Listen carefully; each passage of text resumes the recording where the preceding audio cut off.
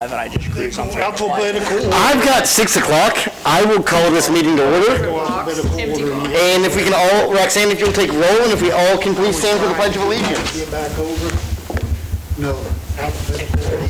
I pledge allegiance To the flag of the United States of America and to the republic for which it stands, one nation, under God, indivisible, with liberty and justice for all.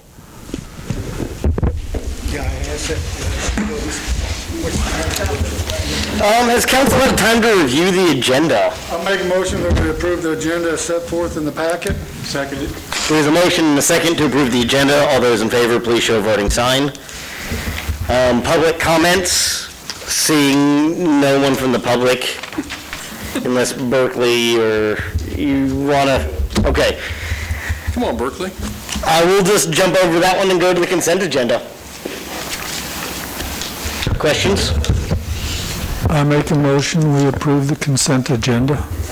Motion's made and seconded. All those in favor, please show a voting sign. Third. Opposed? Motion passes. Item A, community building. Yeah, it's working on.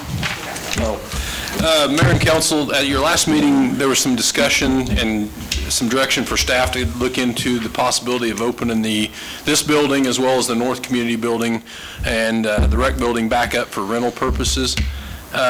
Berkeley and I did some discussion. I also visited with City Attorney Johnson to try and put together, if we decide to put together some type of a waiver, COVID-19 waiver. I do know, I can tell you that from discussion in the county, there is absolutely nothing public-wise, unless it's rental, other than city, county. Let's see, I don't think is the college renting theirs out or using theirs either? And from what I see on the listserv with the city managers, nobody has got them open. The college will do some, but they allowed the historical society there, right. but that was, you had to, and they checked and made sure that there weren't more than 45 people, and they had at the door making sure. I mean, we're not even having our own meetings and things at the college, right, because there's too many of us. Berkeley, have you had a lot of people calling, wanting to reserve the buildings? No, Gene, I mean, I've told them we've just been going month by month. Most people are actually calling and canceling before their event. I really haven't had any complaints. Everybody's been pretty understanding that, they just, it is what it is, and they're just not using them. From my perspective, if we're going to make people sign a COVID waiver, we are understanding our own risk and the liability to the community, and I would prefer not to open it. If we were saying, hey, we know there's a risk, you have to sign this waiver, that seems, for me, like we should keep them closed, rather than saying we're not liable, because they're going to bring that back into the community, and we're acknowledging that this probably isn't the best idea with it. Well, I did see where on the news this morning, where they said Kansas is a red state now, as far as numbers going up. What about Allen County? What's the last report on them? I think our numbers are fairly even. I don't think We've gone flat again. They had the outbreak over at the college, right, and that's pretty flat now. And you haven't seen, and we're about a week and a half, 2 weeks out, a week and a half out of Farm City days, and we're not seeing.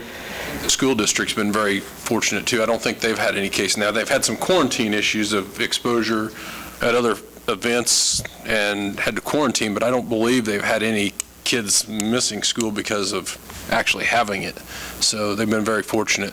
Carl, I see you chomping at the bit over there. I don't have any problem with still renting out or opening up the city facilities, as long as people understand that it's their responsibility to maintain whatever state requirements are in place. Well, my final thought on this is, why should we take the risk of spreading it more when it's still not very well controlled?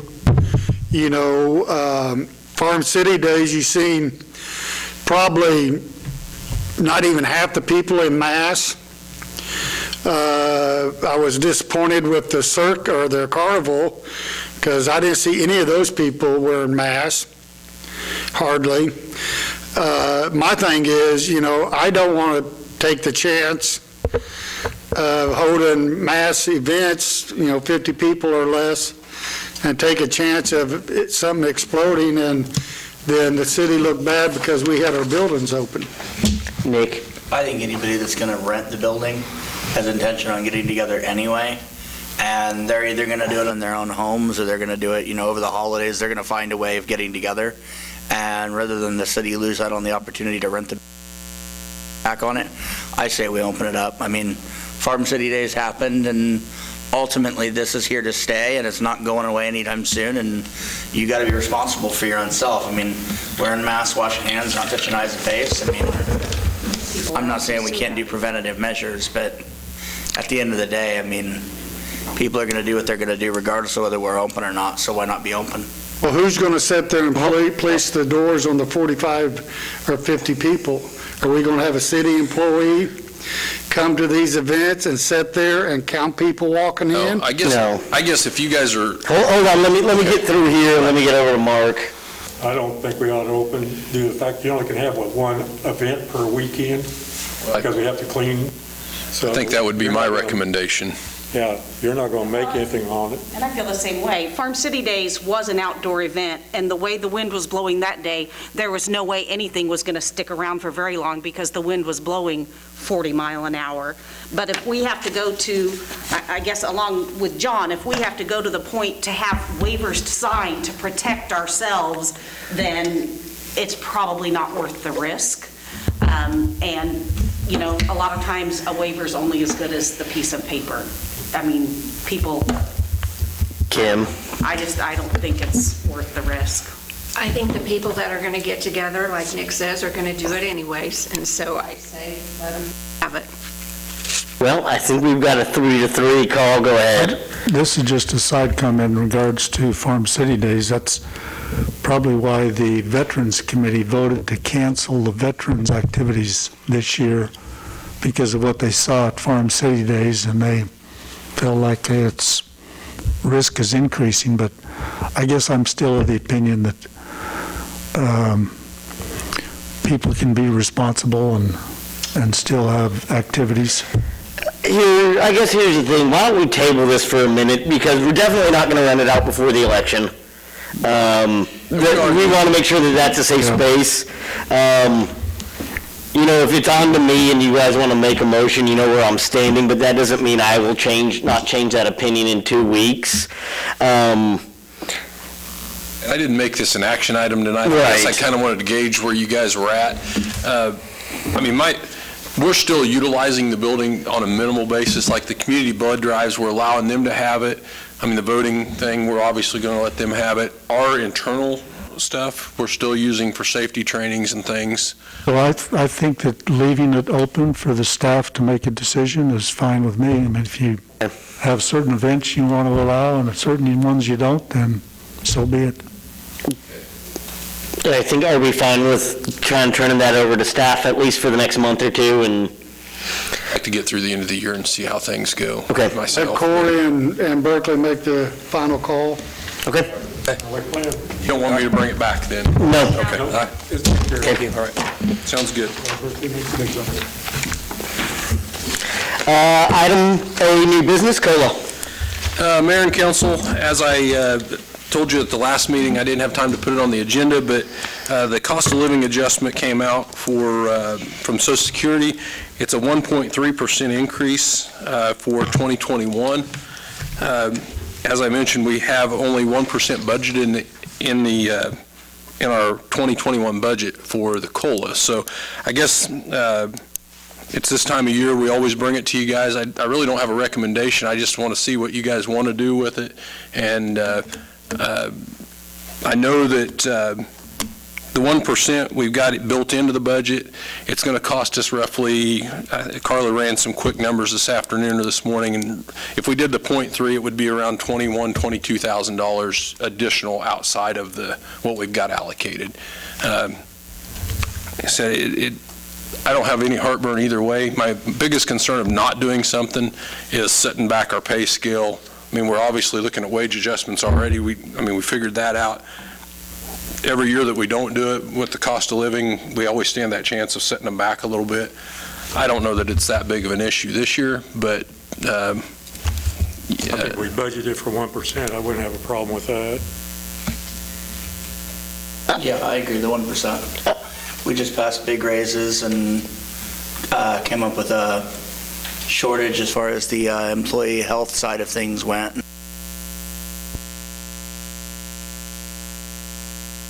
And look at it come next year budget season. I guess my concern would be that we did just agree, and I'm just throwing this out there as an idea, that we do have a deficit from what we budgeted for the health insurance, and if you did something like a 0.7 or 7, 0.75%, that would make up most of that deficit that we agreed to in the health insurance. Basically, if you did 0.75, you'd be pretty close to it, something like $20,000 there. I really, at the end of the day, though, I'm just looking at that bottom line. Carl, I see you. I would still prefer to go with the COLA, the 1.3%. Cool, okay. And keep up with the cost of living. That's the way I feel too. Why? Looking at these numbers over the years, we've given them, some years we haven't given the whole thing. And, like in '05, it was a 7.7% different. We just can't keep falling behind with our employees and losing good employees, if we're not, taking care of them. I say add the 0.3%. That's my opinion. Since it's only $22,000, I know that's a lot of money, but I think we should give them the 1.3. So I guess the discussion here then is between 1 or 1.3. Council, so we got a couple on the ones. What do you all think? I was fine with just doing the one. Okay. I mean, we're doing sizable increases already in that pay increase adjustment, so. I would be more comfortable with the 1 versus the 1.3, but I can go wherever the council wants to decide or talk about, or I am not sold either way. Is there anything that precludes us from adding the 0.3 into next year's budget?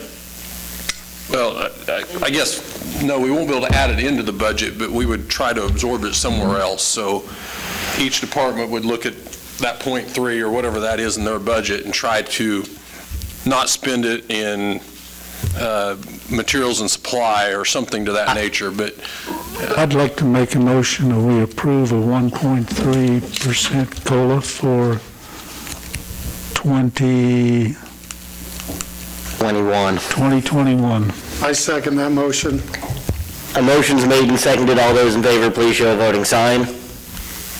Opposed? Oh boy. The mayor gets to vote. Oh boy. Ain't this a fun day? I have a lot of concerns, particularly because we're already over in health insurance. But Carl, I know you know the budget, and I know that you've done this. I have full faith and confidence in you, and I have confidence in there. I'll go ahead and vote yes. Motion passes.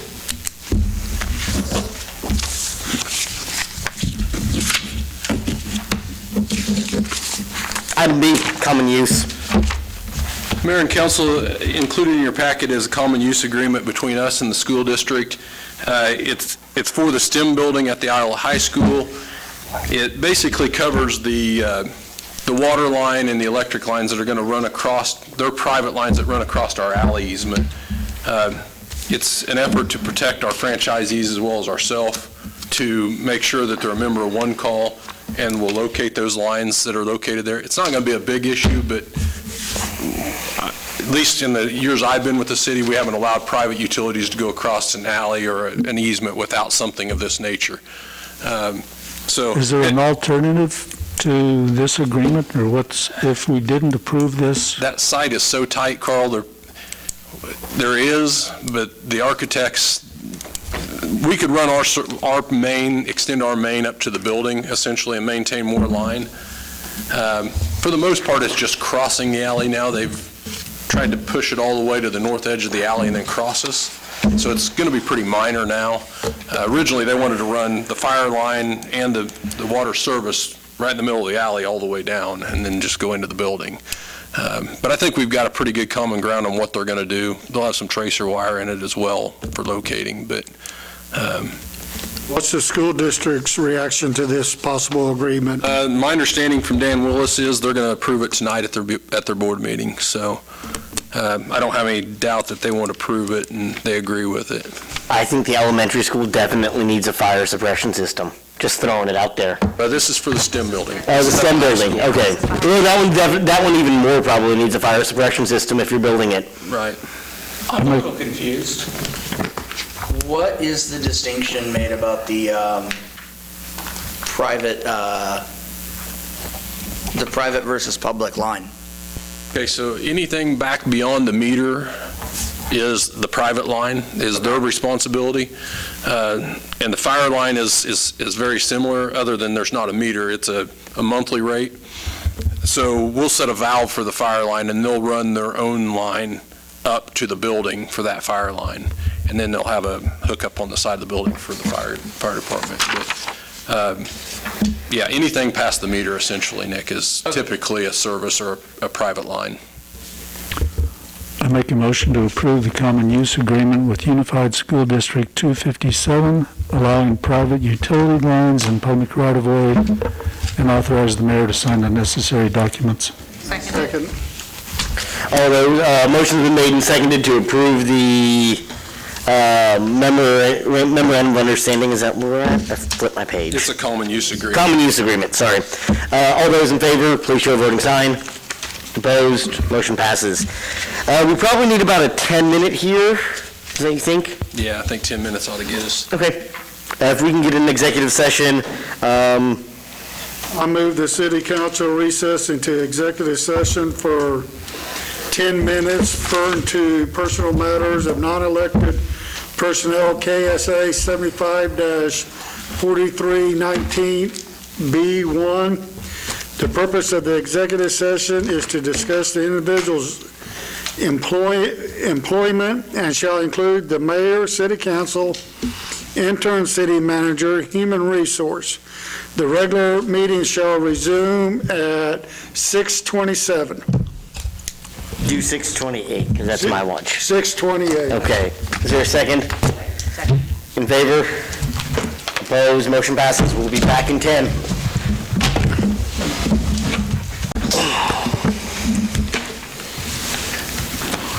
Councilor and administrator reports. Kim? There was something I wanted to ask Lori, but it's completely slipped my mind. No, I guess nothing. I don't know what it was. Impromptu report here from the Veterans Committee. Since the committee voted to cancel the veterans activities for this year, the parade, their speech, and whatever else went with it. And in lieu of that, we're going to try to spruce up the memorial wall. We're soliciting pictures of veterans, particularly anyone who might have a picture or information on the names of people whose names appear on the memorial wall. We'd love to get pictures. We're going to put up a TV in one of the blank spaces and also put up pictures in the other. There's actually 6 blank spaces, so there'll be a TV in one and the rest we're going to fill with pictures. And would like them to be pictures of any veteran that people want to submit to us, or particularly those whose name appears on the wall. Thank you, Carl, and How do we for your get service. this to you? There's an email, iolaveteran@gmail.com. It's on the city's website also, Okay. and our Facebook posts. Thank you, Carl. Thank Thank you you. for all that. Thank you for your service. Gene. Thank you for your service too, Gene, and Mark. You're welcome. Were you in the church? Okay. One thing I got is just stay safe and stay warm. Winter's here. Just for 2 days. Yeah, it's gonna be 65 this weekend. Nick? I had some people ask about the yard signs and things like that, and I guess I'll say the same thing that I kind of did whenever we were dealing with the utility thing, and that is that code enforcement's job is to enforce the code, and if somebody has a problem with what the code is, this is the group of people that make the decision of what that code is, not the person telling you to take this down the sign. So, I sort of expected to see more people here to discuss that issue, and nobody cared enough to show up to the city council meeting. So I guess I'll say, if city staff is doing something that the council told them to do, or there's a rule or regulation telling them to do it, it's because we have told them to do it. Now, you can, side one way or the other, and I imagine we'll discuss it later, but I was kind of shocked to see that nobody cared enough to discuss the people who actually make those decisions. Well, can we discuss it later, since there's been such a big up? Well, I'll mention it on mine. Are you done? Basically, what I would say is we really shouldn't change the policy in the middle of the election. No, I wouldn't. Later. If we want to discuss it, we can talk about changes. We changed it, we made it more relaxed under Carl's administration Well, to follow state rules. the state, yes. Previously, we did not allow any campaign signs in public right-of-way. The state changed the guidelines so that they allow them in public right-of-way, but we can restrict areas where it blocks the vision, like at intersections.